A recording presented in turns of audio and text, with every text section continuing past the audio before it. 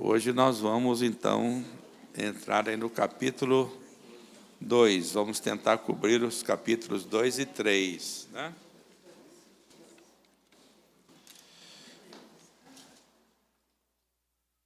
Aninha, será que temos aí um mapinha das igrejas?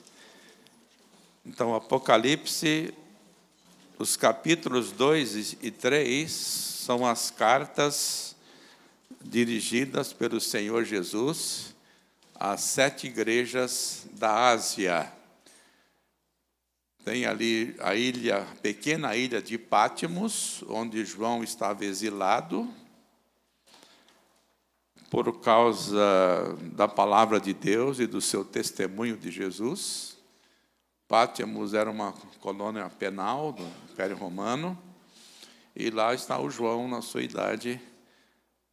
Acho que ele estava mais ou menos com a sua idade, viu, dona Lila? Talvez um pouquinho mais novo, mas estava lá o João, e ele recebe a revelação, né, de Jesus Cristo, e nessa revelação foi dito a ele que ele deveria escrever tudo o que ele viu, ouviu, viu, e enviar as cartas a essas igrejas. Estão vendo os nomes aí, né?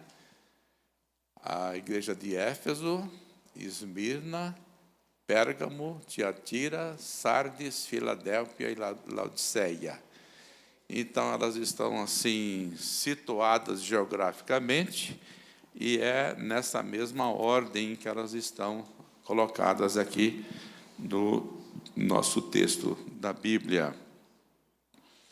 Então, alguém que fosse o mensageiro, que fosse levar as cartas, então ele podia fazer aquele percurso ali, levando as cartas. Muito bem, então, há duas maneiras de entender essas cartas aqui no Apocalipse. Os chamados dispensacionalistas, eles têm uma maneira seguinte de entender essas cartas a essas igrejas. Eles dividem a história da igreja em 7 períodos, 7 dispensações. E são os seguintes: Éfeso, segundo essa maneira de crer, né, eles dizem que representa a igreja do primeiro século. Então, Éfeso representa a igreja do primeiro século. É o tempo da igreja onde houve um grande entusiasmo e muito fervor, mas depois a igreja foi perdendo o seu primeiro amor. As igrejas da Ásia no tempo do Paulo eram diferentes daquelas do tempo em que João recebeu revelação. Então, eles dizem que Éfeso representa a igreja do primeiro século, com todo o seu entusiasmo, seu fervor e tudo mais. Esmirna, segundo eles, é a igreja do segundo e do terceiro século. Segundo e do terceiro século. Eles dizem que não, pelo fato de não haver reprovação, que a igreja estava debaixo de perseguição, tanto fora como dentro da igreja. Então, foi uma época da igreja em que ela não foi reprovada por nada, né? Segundo eles. Depois vem a igreja, cidade de Pérgamo. E então eles dizem que, como Esmirna, o maligno tentou destruir a igreja através da perseguição. Na igreja de Pérgamo, o inimigo trouxe ruína para dentro da igreja. O diabo foi muito astuto e mudou a sua estratégia. Ele infiltrou-se na igreja. E a igreja é a igreja do 4º ao 6º século. A partir de Constantino, né, no ano 300 comecinho do ano 300 e pouco, a partir de Constantino, o cristianismo tornou-se popular e politicamente poderoso. Cessou a perseguição e a igreja tornou-se uma igreja contaminada. Milhares foram feitos cristãos pela força da espada. Os templos pagãos tornaram-se igrejas, entre aspas, igrejas cristãs. As festas pagãs tornaram-se festas cristãs. O Estado e a igreja andaram de mãos dadas, um interferindo no outro de acordo com as suas conveniências. Esse foi o grande golpe sobre a igreja, do qual ela nunca mais se recuperou. Então, segundo eles, Pérgamo representa essa fase da igreja, onde a igreja se misturou com o Estado, foi contaminada, perdeu a sua força evangelística, perdeu o seu dinamismo e deu no que deu. Depois vem a Tiatira, que é a quarta, é a igreja do 7º ao 16º século. Então, do século 7 até o século 6º, que foi quando ocorreu a reforma, né? Esta época é comumente chamada de Idade das Trevas, em virtude do casamento da igreja com o mundo. É a igreja do papado, é a igreja que perdurou até Lutero. As práticas doutrinárias da igreja negavam o trabalho completo e definitivo de Cristo na cruz. A palavra de Deus deixou de ser a autoridade máxima e absoluta sobre a igreja. A igreja reivindicou para si uma autoridade maior do que a das Escrituras, e a voz da igreja passou a ser chamada a voz de Deus. Então, historicamente, foi isso que aconteceu, não há dúvida sobre isso, né? A quinta igreja, eu falei de qual agora? Vem de Sardes, né? Historicamente, é a igreja da Reforma, na época do Lutero, Calvino, né? Que vai do século XVI até o século XVIII. A Reforma foi um trabalho divino, mas o protestantismo foi um sistema humano. E, como sistema humano, ele também não perdurou como deveria, né? Depois vem a sexta igreja, o sexto período, que é a igreja de Filadélfia. É a igreja que vai do século XVIII ao século XX. Século XVIII ao século XX. Filadélfia significa amor fraternal, e a igreja da atividade missionária e poderosa na evangelização. Lembrando que as missões tiveram início aí no final, no ano 1790, por aí, 1800, e foi uma época, então, de grande expansão missionária da igreja, e também uma época em que houve movimentação muito grande na área da evangelização. Então, eles acham que essa igreja representa isso, né?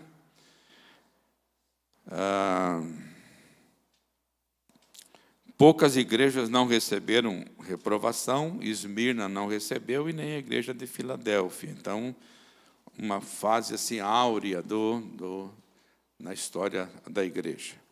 E, por último, Laodiceia, eles acham que, historicamente, é a igreja do nosso século, né? A causa da ruína é o orgulho, a riqueza, a autossatisfação. Então, hoje, dizem que esse é o grande problema da igreja, o problema do dinheiro e a satisfação e a busca do prazer pessoal. Bom, essa é uma visão, quero dizer que não é assim que eu creio, né? Historicamente, a igreja passou, sim, por esses períodos, mas eu não creio que seja assim, não, né? Eu quero saber se der uma reviravolta na história da igreja, eles não vão arrumar mais uma carta, porque só tem 7, e já está preenchida, né? E quem é que garante que essa é a última fase? Quem garante? E aí não dá para arrumar mais carta, porque o Apocalipse não vai ser mudado, né? Agora, há uma outra linha de pensamento que essas... Então, historicamente, aqui tem as verdades, não estou contestando a história, certo? A minha dificuldade é aceitar que essas cartas refletem essa história. Entenderam, né? Historicamente, o que estão falando, tudo isso daí é verdade. Então, a outra maneira de pensar, na qual eu creio também, é que essas 7 cartas, essas 7 igrejas, retratam a igreja do Senhor Jesus em todos os tempos, né? Por exemplo, hoje, pode ser que muitas igrejas estejam orgulhosas por causa do dinheiro, por causa da pompa, e são superiores, mas hoje, no mundo, há muitas igrejas que estão debaixo de perseguição, de sofrimento. Nós tivemos aí a visita aí de 2 missionários que vivem do outro lado do mundo, né, onde a coisa não é fácil. Então, para uns pode ser, mas para outros não. Então, a perseguição, ela sempre existiu, sempre vai existir na vida da igreja. Sempre vai haver também o orgulho, sempre vai haver igrejas entusiasmadas com missões e pelo trabalho de evangelização. Então, elas refletem a igreja na sua totalidade, Muito bem, então, vamos lá. Essas cartas dirigidas a essas 7 igrejas, elas são cartas pessoais, dirigidas pelo Senhor Jesus, cartas pessoais, reveladas a João, claro, porque na revelação João escreve, né? Se você notar, você deve estar com a sua Bíblia aberta aí, elas têm todas o mesmo padrão, elas seguem o mesmo padrão, mas também elas têm as características pessoais de cada igreja. Tem um padrão, segue o padrão, mas conserva as características pessoais de cada igreja. Por exemplo, qual é o padrão seguido por Jesus? Ele elogia o que a igreja tem de bom, né? Ele elogia o que a igreja tem de bom, e ele desaprova ou reprova os comportamentos errados. Se não há comportamento errado, então não há desaprovação, né? Ele diz também como que os erros podem ser consertados. Por exemplo, numa das cartas, ele diz: eu repreendo e disciplino a quantos amo. E também, em todas as cartas, ele dirige uma palavra de encorajamento. Encorajamento. Por exemplo, não temas as coisas que tens de sofrer, ser fiel até a morte, dar-te-ei a coroa da vida. Então, sempre há um encorajamento nas cartas. E em todas elas, ele faz uma promessa para aqueles que se mantiverem fiéis. Ao vencedor, aqueles que se mantiverem fiéis, né? Então, esta é a maneira como essas cartas são apresentadas. Em cada carta, Jesus se identifica de uma maneira que é uma reafirmação das suas características, que estão no capítulo 1, né? E todas as cartas começam assim com o verbo conhecer. Dá uma olhadinha aí no começo de cada carta, você vai ver que aparece. Não é assim? Começo de cada carta. Eu conheço, não é isso?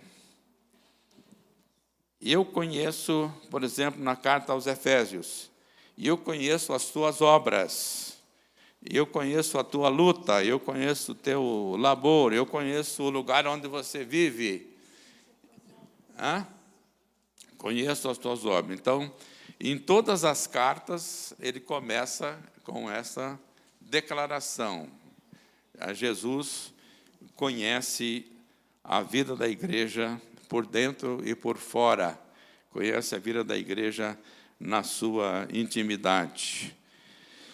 O verbo conhecer, como usado por João aqui, na língua grega, é um verbo interessante.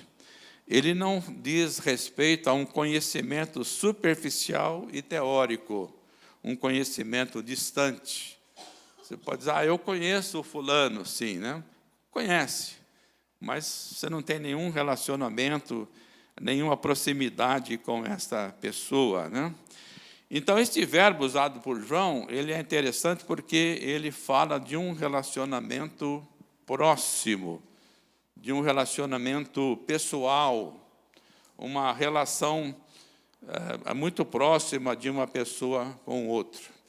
É o mesmo verbo usado por Pedro quando ele negou Jesus, quando Jesus está lá naquela quinta-feira à noite ali para ser julgado, que ele entra lá e alguém fala, você estava com ele. O que ele falou? Não conheço este homem, nunca vi na minha vida. Não tenho nenhum relacionamento com ele. Ele usou esse verbo aí, né? Quer dizer, não tenho nenhuma intimidade, nem sei quem é esse sujeito. Tá? Então, Jesus conhece a igreja na sua intimidade,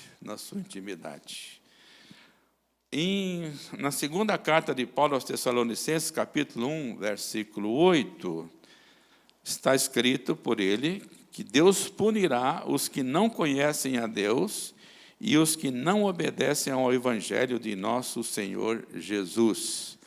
Então, aqueles que não conhecem a Deus pessoalmente, geralmente, quase todo mundo sabe quem é Deus, né? Até o ateu, muitas vezes, ele chama por Deus. Você é ateu? Ele fala, graças a Deus eu sou. Então, as pessoas têm uma informação sobre Deus. Mas o que ele está dizendo aqui, que não adianta ter apenas essa ideia, porque o diabo também tem essa ideia, né, sobre Deus. O diabo sabe muito bem quem é Deus, mas ele não tem nada a ver de relacionamento com Deus. Jesus falou, aí vem o príncipe deste mundo, e eu não tenho nada a ver com ele, não tem nada a ver comigo, né? Então, a questão não é saber que Deus existe e achar até que Deus é maravilhoso, e você até fazer alguns pedidos para Deus, e etc., etc. Mas o que é preciso ter é intimidade com Deus, é um relacionamento pessoal com Deus. Essa é a palavra que está usada aí também, né? Não conhecem a Deus desta maneira, né? Desta maneira.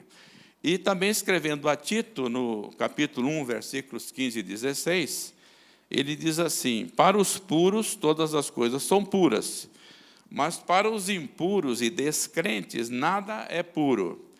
De fato, tanto a mente como a consciência dele estão corrompidas. Eles afirmam que conhecem a Deus. Uma coisa é afirmar que conhece a Deus. Mas por seus atos o negam. São detestáveis, desobedientes, desqualificados para qualquer boa obra. Então, declarar que conhece a Deus é uma coisa. Ter intimidade com Deus e viver em obediência a Deus é completamente diferente. Então, em todas as cartas, Jesus fala, eu conheço. Ele conhece a nossa vida, na nossa intimidade, os nossos pensamentos. A palavra ainda não saiu à boca, ele já sabe o que a gente vai dizer, né? Conhece tudo sobre nós. Conhece aquilo que nós pensamos, aquilo que fazemos, o que falamos. Ele sabe quando nós pensamos uma coisa, falamos outra e fazemos outra. Acontece isso às vezes ou não? Não, com ninguém aqui, só comigo, né? A gente pensa uma coisa, a gente fala outra e a gente faz outra. Jesus sabe de tudo isso. Nós podemos enganar as pessoas, mas ele não. Não vem com esse papo com ele, falando que comigo não dá, né? Então, ele conhece esta igreja aqui, né? E a pergunta que eu tenho para fazer, o que é que Jesus tem de bom para falar dessa igreja aqui? Né? Se você fosse Jesus, o que é que você diria desta igreja aqui? O que tem de bom? Ele conhece as coisas ruins desta igreja aqui também. Conhece tudo. Nada passa desapercebido dele. Então, vamos aí ler a primeira carta. Eu tenho que passar às 7 hoje, a gente vai até de tarde. Nem, dona Lira, será que dá para ir até a tarde, dona Lira? Dá, né? Vamos. Hã? Já emenda para a noite aí, vamos lá. Bom, então a carta à igreja de Éfeso. Estas coisas diz aquele que conserva na mão direita as 7 estrelas e que anda no meio dos 7 candeeiros de ouro. Veja que é uma identificação de Jesus. Em cada carta, ele está se identificando de uma maneira, né? Que é praticamente uma repetição, como eu falei, do que está no capítulo 1.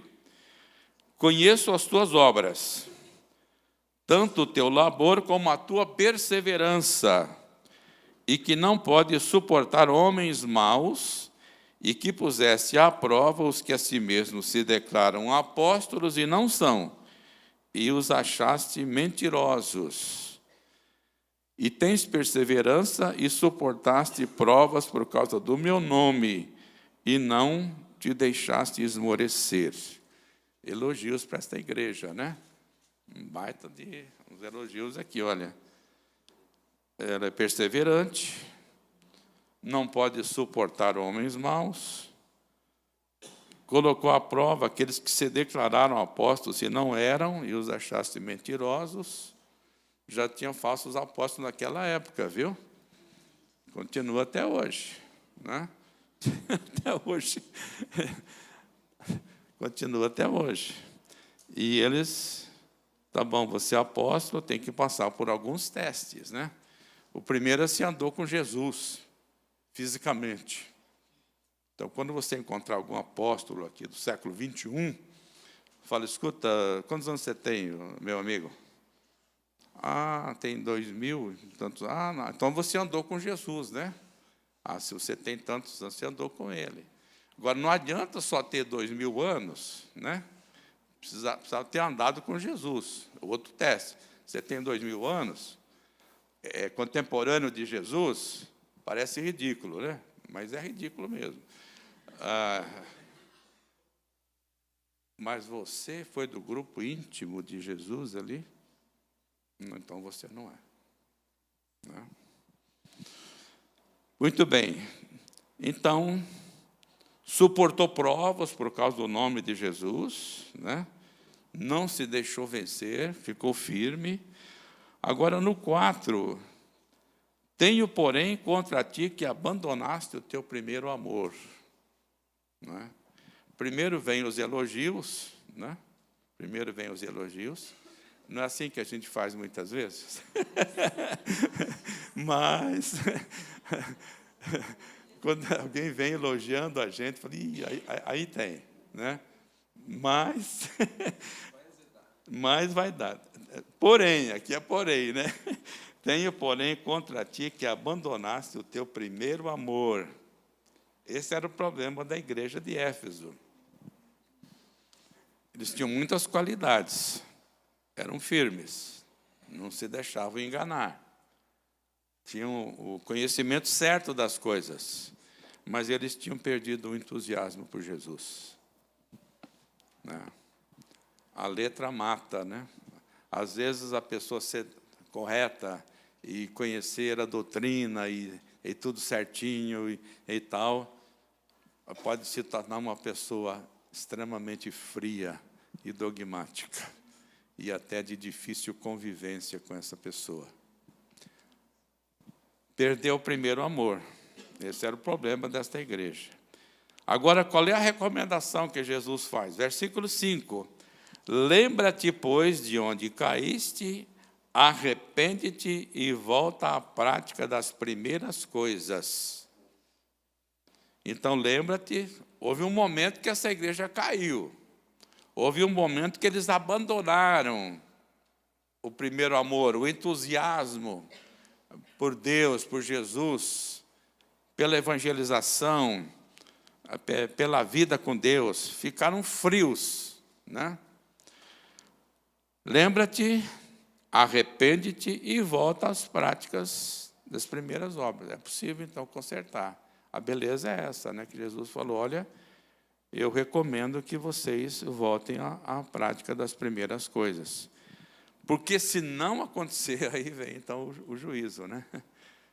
E se não, venho a ti e moverei do seu lugar o teu candeeiro, caso não te arrependas. Consequências. Falta de arrependimento, de mudança de vida, de atitude, traz as suas consequências. E aqui ainda vem mais um elogio, né? Tens, contudo, a teu favor que odeias as obras dos nicolaítas, as quais eu também odeio. Parece que aqui era uma influência, não sabemos se era uma pessoa da época ou alguém que já tinha passado e que deixou essa influência ligada às práticas pagãs e imoralidade sexual. Esta igreja odiava, né, essas obras dos nicolaítas. Não suportava, e Jesus falou, eu também não, né, porque Deus não compactua com a idolatria, com o pecado, com a imoralidade. E aí ele termina sempre com esta frase também: quem tem ouvidos, ouça o que o Espírito diz às igrejas. Veja o trabalho conjunto, né, de Jesus, do Espírito Santo, né, porque ambos são Deus. E a promessa: ao vencedor dar-lhe-ei que se alimente da árvore da vida que se encontra no paraíso de Deus. Adão e Eva comeram do fruto proibido, né? Ao vencedor dar-lhe-ei que se alimente da árvore da vida. Então, sempre uma promessa do reino que será consumado e estabelecido definitivamente pelo Senhor Jesus. Vamos à segunda carta. Ao anjo da igreja em Esmirna escreve: estas coisas diz o primeiro e o último, que esteve morto e tornou a viver. Então, novamente, Jesus está sendo identificado. A mesma expressão dos o alfa e o ômega, o primeiro e o último, esteve morto, mas ele tornou a viver. E aqui para Esmirna ele fala: eu conheço a tua tribulação.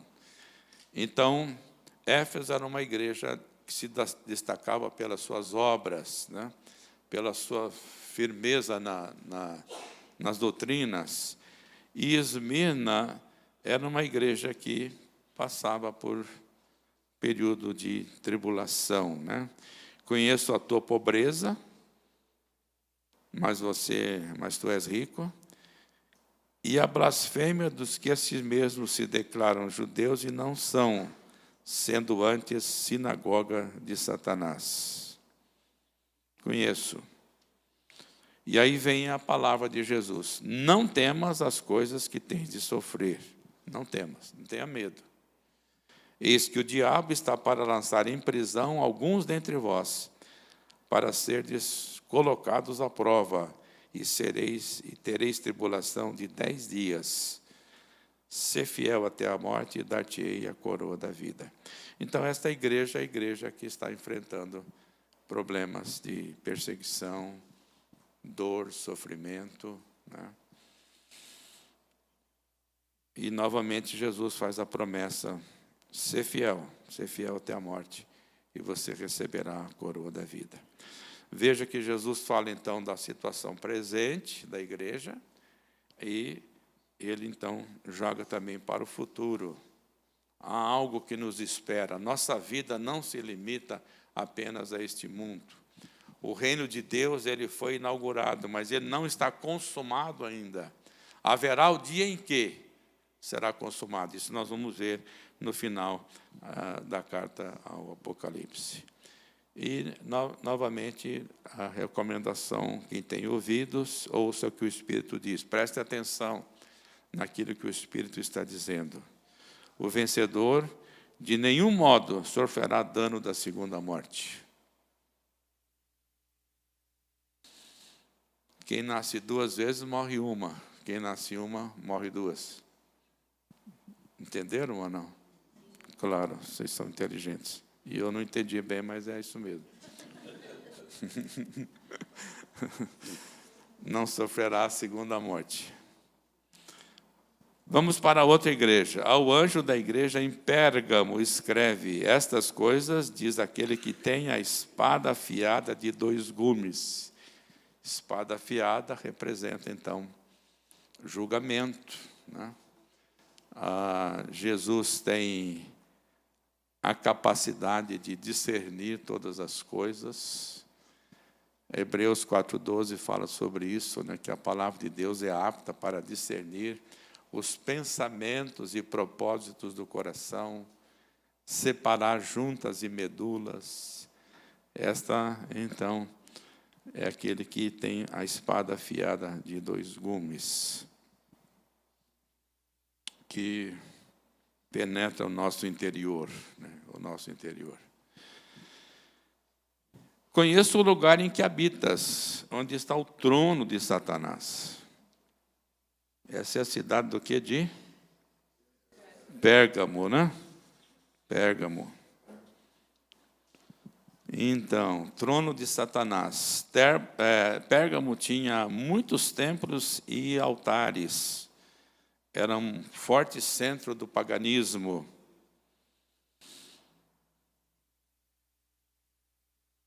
Tinha nessa cidade, olha se isso é nome de gente, não é nome de Deus grego, né?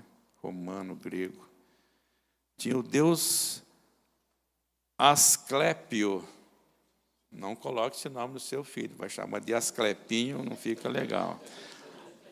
Ou Esculápio, eu não sei o que é pior.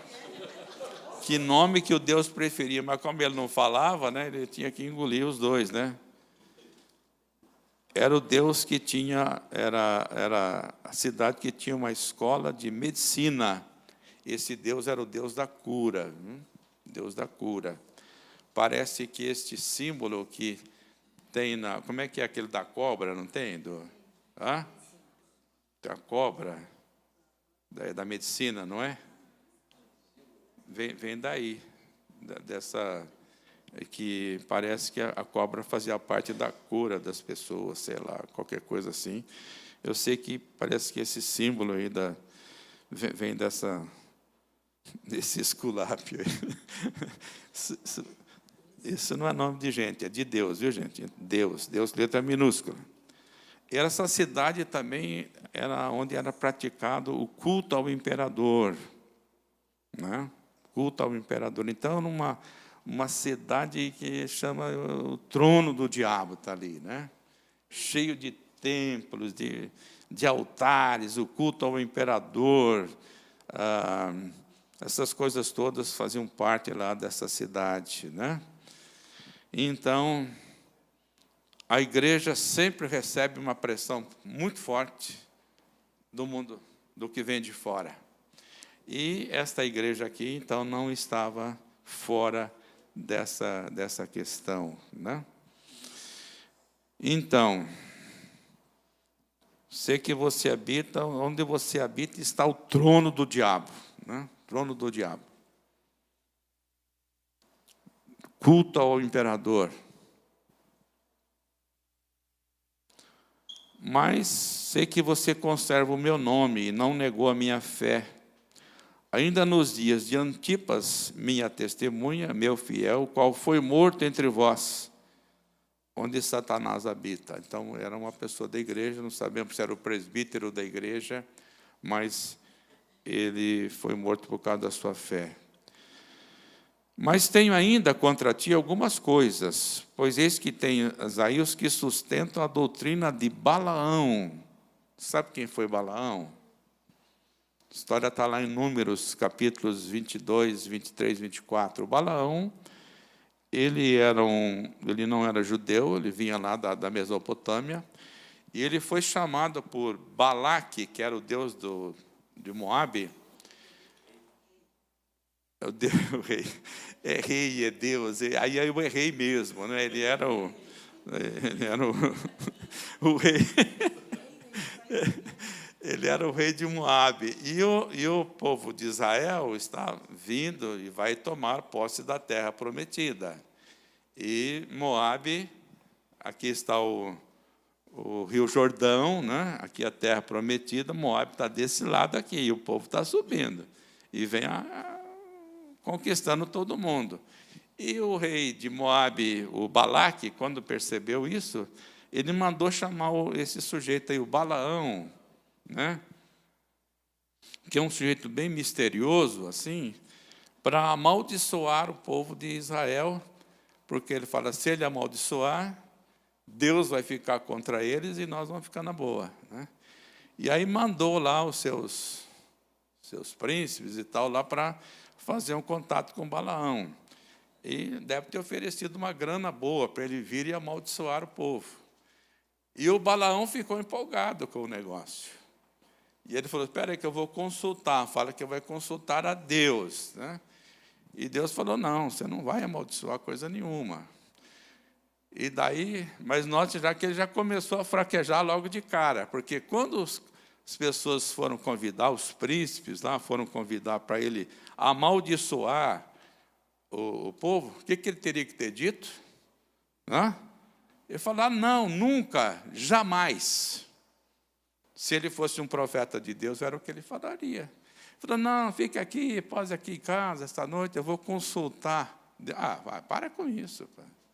Você vai consultar Deus para uma coisa que é proibida?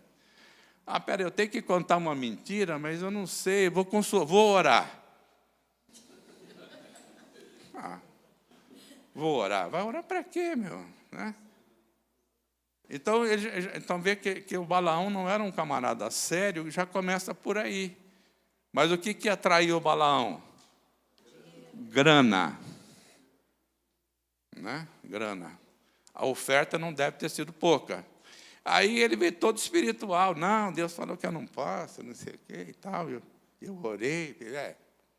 Está louco, pô.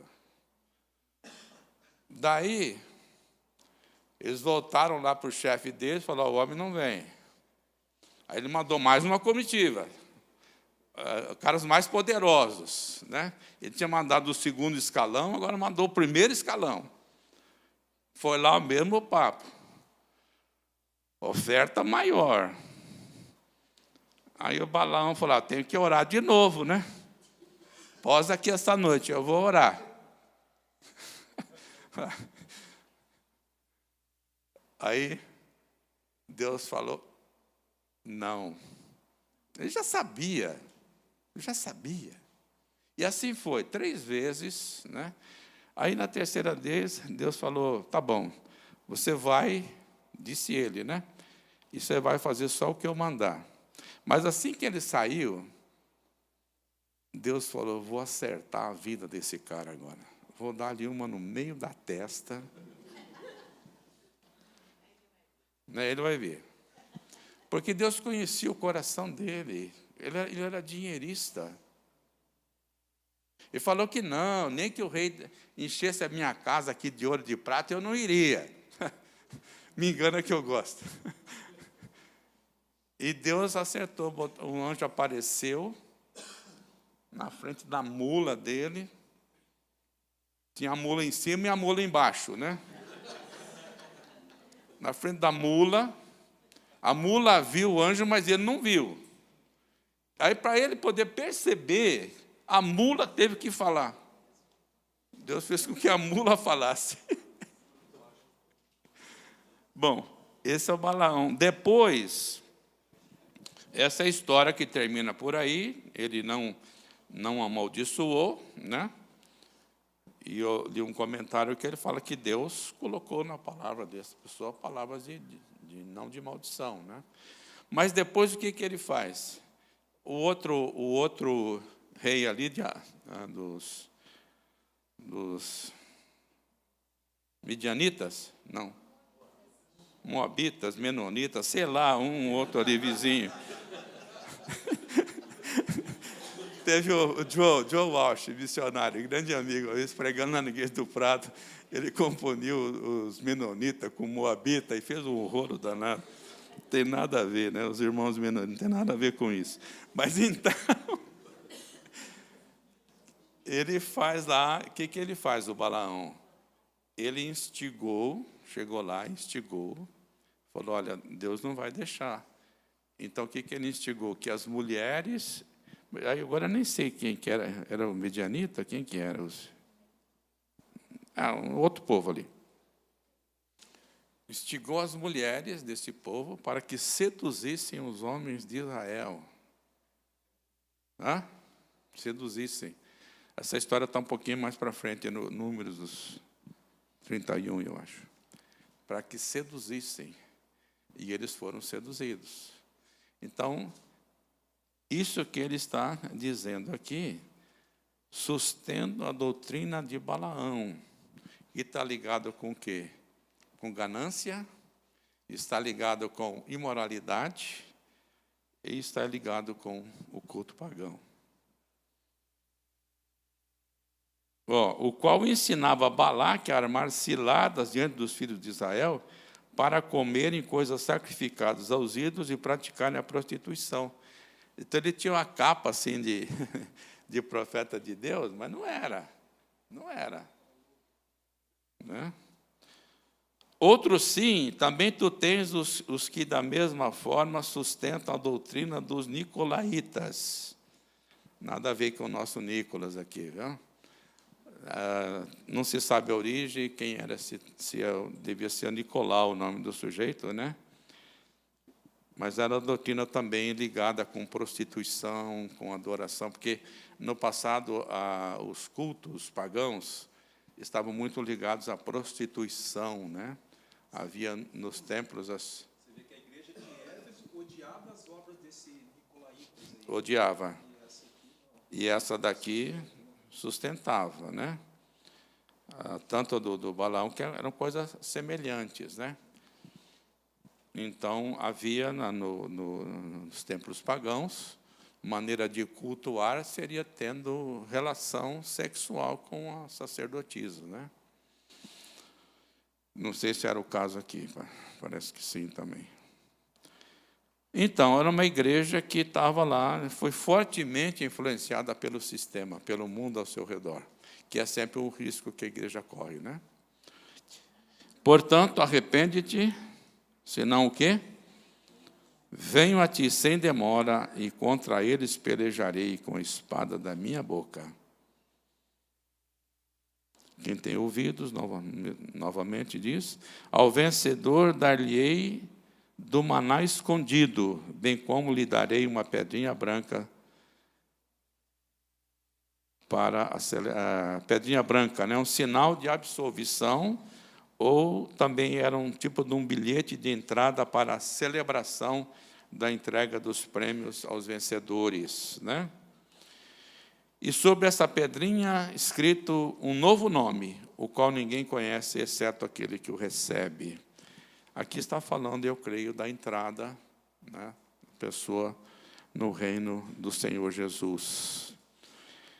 Parece que está indicando aqui que a salvação é uma coisa bem pessoal, né? Bem pessoal, ninguém tem o poder de julgar a salvação de ninguém, né? É uma coisa pessoal. Lembra que aquele sujeito perguntou para Jesus, Senhor, são muitos os que se salvam? O que Jesus respondeu para ele? Jesus falou, olha, cuida da sua vida. Não fique preocupado se são muitos que vão ser salvos, quem é salvo e quem não é. Procure entrar pela porta estreita, né? E andar pelo caminho estreito. Então, a questão da salvação é da exclusividade absoluta de Deus. De Deus. Você pode saber sobre a sua vida, mas eu não tenho o direito de julgar a vida de ninguém, se é salvo ou não, porque eu teria assumido a posição de Deus. Tá? Então, aquele que recebe essa pedrinha branca, está escrito um nome novo, transformado pelo Senhor Jesus, e ele sabe disso. Vamos lá então, gente. Tiatira, é a quarta essa? Vocês estão contando para acabar logo, né? Falou, ufa, já é a quarta, eu sei disso. Tiatira era uma cidade menor e menos importante do que as outras, né? Mas ela foi próspera também. Essas cidades todas tinham um comércio intenso, né? Mas era uma igreja que também tinha uma cidade que tinha um orgulho. Ela orgulhava-se das numerosas associações profissionais que possuía. Então, cada cidade tinha uma coisa assim, né? Aí havia também uma rivalidade entre elas, né? Mas vamos ver aqui, Tiatira, o que é que ele diz? Diz o Filho de Deus, ó, aqui Jesus se apresenta como Filho de Deus, que tem os olhos como chama de fogo e os pés semelhantes ao bronze polido. Chama de fogo nos olhos, poder de penetração de Jesus, né? O olhar de Jesus. Pés semelhantes ao bronze polido, estabilidade, pés limpos, limpeza, né? Firmeza, os pés sempre limpos, um caminhar na verdade, sem sujar os pés, sem contaminar com as impurezas do mundo. Lembra que no mundo primitivo, as pessoas, quando chegavam numa casa, uma das primeiras coisas que era feita era lavar os pés, né? Que Jesus fez com seus discípulos. Então, os pés de Jesus estão sempre limpos, ele nunca se deixou contaminar por nada, absolutamente nada deste mundo. Mesmo quando o diabo ofereceu tudo para ele, ele falou, sai. Esse é Jesus. Ele é o Filho de Deus. Então, eu creio que é importante, essas declarações são importantes para nós sabermos em quem nós cremos, gente. Em quem nós cremos. Nós não cremos numa religiãozinha, não, gente. Nós cremos no Senhor Jesus, o Filho de Deus. Aquele que foi morto, mas está vivo. E essas cartas escritas para a igreja, debaixo de perseguição, de provação, olha, quem está escrevendo é o próprio Senhor Jesus.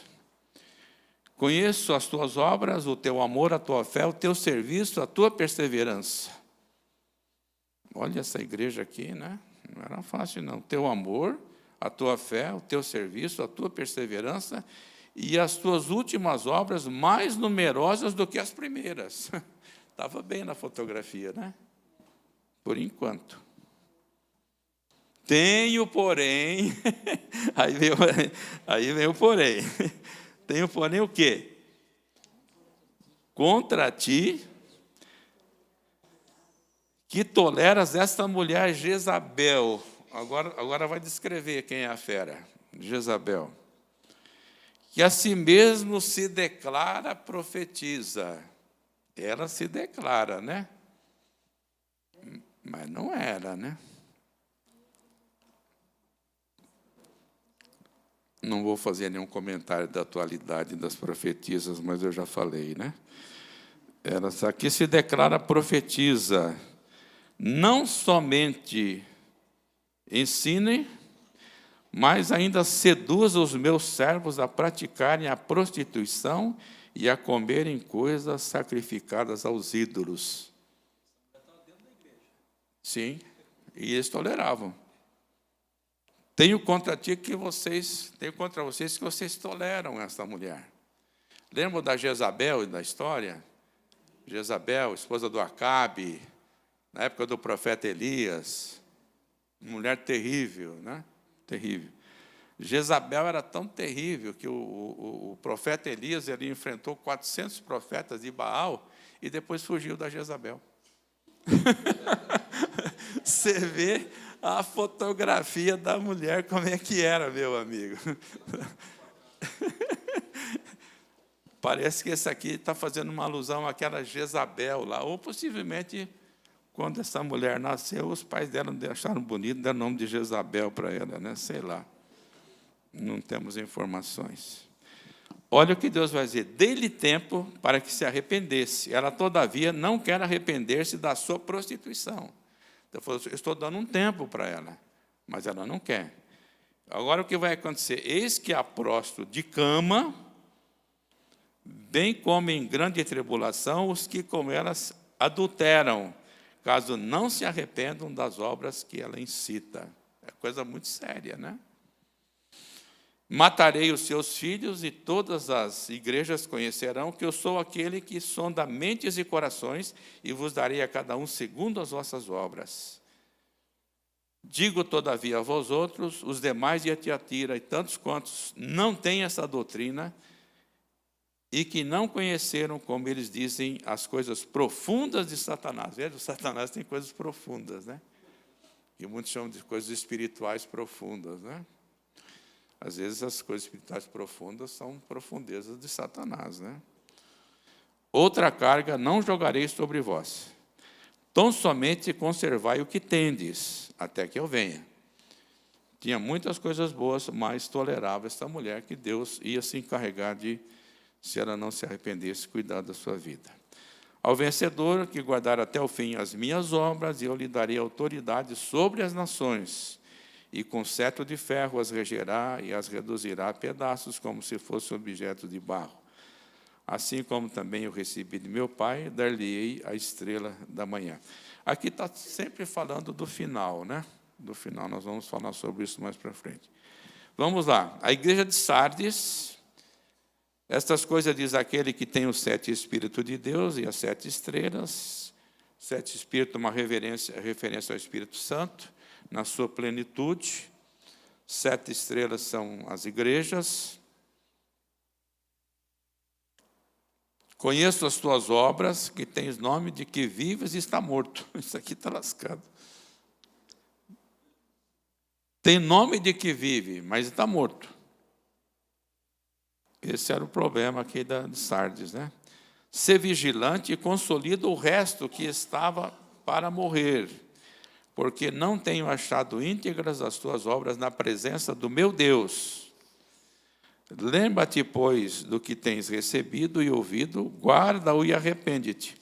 Porquanto, se não vigiares, virei como ladrão, e não conhecerás de modo algum em que hora virei sobre ti. Então, aqui era o problema dessa igreja, né? O problema dessa igreja. Ele tinha o nome de que estava vivo, mas não estava, né? E aí Deus já fala com ele para se arrepender, lembrar e tal. Tens, contudo, em Sardes, umas poucas pessoas que não contaminaram as suas vestiduras e andarão de branco junto comigo, pois são dignas. Quer dizer, lá em Sardes, algumas pessoas estavam firmes. Sempre é assim, né? Há aqueles que não são, mas sempre tem um grupo que é firme. O vencedor será assim vestido de vestiduras brancas, e de modo nenhum apagarei o seu nome do livro da vida. Pelo contrário, confessarei o seu nome diante de meu Pai e diante dos seus anjos. Quem tem ouvidos, ouça. Então, uma igreja que aqui tinha um grupo de pessoas fiéis, né, comprometidas seriamente, e Jesus, quanto aos outros, ele fala para eles se lembrarem do que eles tinham recebido, praticarem, arrependerem do que estavam fazendo, serem vigilantes. Recomendação, né? Muito bem, 7ª igreja, o anjo da igreja em Filadélfia escreve estas coisas. Diz o santo, o verdadeiro, aquele que tem a chave. Chave sempre é sinal de autoridade. Jesus tem a chave do inferno e da morte. Tem autoridade sobre o inferno e sobre a morte. Tenho a chave de Davi, uma referência ao grande rei Davi no Velho Testamento, que abre a porta e ninguém fechará, e que fecha e ninguém abrirá. Autoridade absoluta e total do Senhor Jesus Cristo. Conheço as tuas obras, eis que tenho posto diante de ti uma porta aberta, a qual ninguém pode fechar. Que tens pouca força, entretanto, guardaste a minha palavra e não negaste o meu nome. Parece que essa aqui era uma igreja não muito grande, né? Não era uma igreja assim poderosa, né? Tens pouca força. Entretanto, guardaste a minha palavra e não negaste o meu nome. Eis farei que alguns dos que são da sinagoga, eis que farei dos que são da sinagoga de Satanás, desses que a si mesmos se declaram judeus e não são, mas mentem. Eis que os farei vir e prostrar-se aos teus pés e conhecer que eu te amei. Por quê? Porque guardaste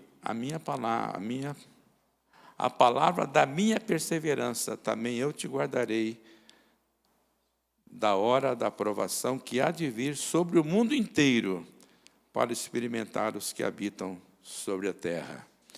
Então, esta igreja aqui da Filadélfia era uma igreja que não tem recriminação para ela. Tem alguma? Acharam alguma aí?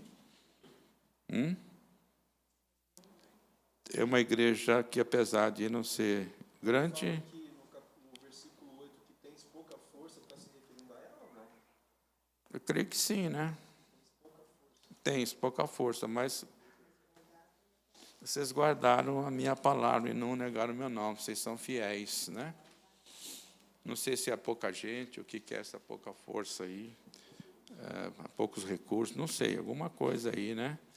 Mas eles são elogiados porque eles guardaram a palavra, não negaram o nome do Senhor Jesus.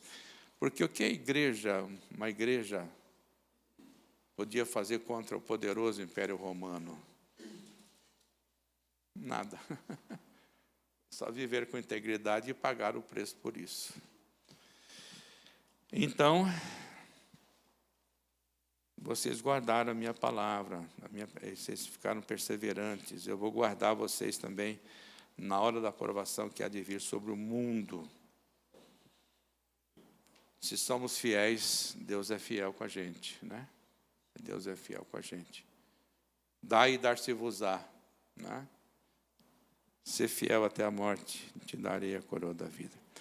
Por último, então, ao anjo da igreja em Laodiceia, escreve estas coisas, diz o Amém, a testemunha fiel e verdadeira, o princípio da criação de Deus. Assim como Jesus, o Amém significa a verdade, testemunha fiel e verdadeira. Jesus não mente, não engana ninguém, não usa de truques e de magias para atrair pessoas. O princípio da criação de Deus. Conheço as tuas obras, que nem és frio nem quente. Aqui já vai direto, né? Já vai direto. Que não és frio nem quente. Quem dera se fosses frio ou quente. Assim, porque és morno, e nem és quente nem frio, estou a ponto de vomitar-te da minha boca. Pois dizes, estou rico e abastado, e não preciso de coisa alguma, e nem sabes que és infeliz, sim, miserável, pobre, cego e nu. Qual era o problema dessa igreja aqui?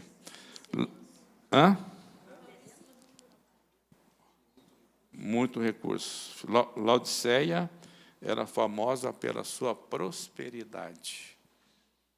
A própria cidade tinha muito orgulho disso. Isso contaminou a igreja, né? Então, eles eram prósperos, economicamente falando, e a prosperidade, quando não bem administrada, ela tem esse perigo de levar a pessoa a se tornar orgulhosa e prepotente, né? Não só a prosperidade, mas também o conhecimento leva as pessoas à prepotência e ao orgulho, né? E, nesse caso aqui, eles eram prepotentes e orgulhosos e diziam, nós não precisamos de nada, né? Estou rico, não preciso de nada. Cegos, né? Só que não sabiam que eram infelizes, miseráveis, pobres, cegos e nus, e por aí afora. Então, esse era o problema, então, da igreja de Laodiceia. Aconselho-te que de mim compres ouro refinado pelo fogo para te enriqueceres, vestiduras brancas para te vestires, a fim de que não seja manifesta a vergonha da tua nudez, e colírio para ungires os olhos, a fim de que vejas. Todas as coisas da cidade, né? Da cidade que influenciaram aqui a igreja. E aí Deus fala, eu repreendo e disciplino quantos amo. Sê, pois, zeloso e arrepende-te. Eis que estou à porta e bato. Jesus não tinha entrada nessa igreja aqui, né? Se alguém abrir a minha voz e abrir a porta, entrarei em sua casa, cearei com ele e ele comigo. E novamente repete a promessa, né? Ao vencedor. Então, gente, estão cansados ou não? Claro, vocês são educados, não vamos falar aqui, não. Mas essa é uma visão muito rápida dessas 7 igrejas, né? Então, concluindo, como eu falei no começo, o que é que Jesus pensa desta igreja aqui, né? O que é que ele pensa de nós? Que coisas boas ele poderia enumerar aqui da nossa igreja? E quais são os nossos problemas que precisamos ser repreendidos e advertidos, que precisamos de arrependimento, de mudança de rumo? E aí eu quero transferir para você, o que é que você pensa desta igreja aqui? O que é que você pensa? O que é que você vê de bom aqui nessa igreja? O que é que você vê de ruim? No que a igreja está fora do rumo, do prumo? E agora eu quero se tornar mais pessoal. O que é que você pensa de você mesmo? O que é que você acha que Jesus pensa de você? O que eu acho que Jesus pensa de mim? O que é que ele vê de bom em mim, se é que ele vê alguma coisa? E o que ele vê de ruim? Se formos sensíveis ao Espírito Santo, quem tem ouvidos, ouça o que o Espírito Santo diz. Ele vai revelar, sim, para cada um de nós, o que está bom e o que não está. O que nós precisamos consertar e acertar. E aí vem o conselho de Jesus: aconselho-te, arrepende-te, volta à prática das primeiras coisas que você aprendeu. Nós somos a igreja do Senhor Jesus, individualmente nós somos membros do corpo, né? A igreja Batista Querigma pode ser, então, ela é representada nessas 7 igrejas aqui. 7 igrejas. Todas as igrejas têm coisas boas e ruins. Quando a gente acha que só tem coisa boa, o orgulho já tomou conta. E aí é pecado. Aí é pecado. Devemos agradecer a Deus pelas coisas boas que Ele nos tem dado. Mas também devemos nos ajoelhar perante Ele e confessar o que não está bom. E mudarmos nossa posição, nosso posicionamento. Vou pegar isso como um desafio pessoal para mim, espero que você pegue para você, né? Para você. E que nós, como igreja, possamos, aos olhos de Jesus, sermos elogiados por Ele, mas também termos o nosso coração aberto para as repreensões, para as correções, porque Deus disciplina e corrige a quem ama. Ele nos ama. Ama e ama muito, mas muito mesmo. Eu sou aquele que ama, diz lá no capítulo 1, né? Aquele que nos libertou através do seu sangue na cruz, pagou o preço dos nossos pecados para nos dar uma vida nova, e que receberemos no futuro a posse do reino de Deus na sua plenitude. O diabo já está vencido, a morte já está vencida, mas eles estão reinando ainda. Já é uma realidade. Mas haverá o dia em que tanto um como o outro serão lançados no abismo. Lançados no abismo. Então, enquanto nós vivemos o que os teólogos chamam do já acontecido, já é uma realidade que Jesus venceu. Jesus já é uma realidade na nossa vida. Mas ainda nós não temos a posse total. E enquanto não temos, devemos viver aqui neste mundo em integridade, proclamando a verdade, amando uns aos outros, amando aqueles que se perdem e amando primeiramente a Deus e dando a Ele toda a honra, toda a glória e todo o louvor. Administrando a nossa vida, administrando as nossas finanças de acordo com o projeto de Deus, tratando bem as pessoas que nos cercam. Se somos 30 milhões de evangélicos e os 30 milhões resolvidos tratar bem a todas as pessoas que cruzam no seu caminho, acho que poderemos fazer uma diferença nesse país. Uma diferença nesse país. Tá bom, acho que deu, né, Ferreira? Que Deus nos abençoe e que a gente possa procurar viver a realidade do reino aqui enquanto Jesus não vem.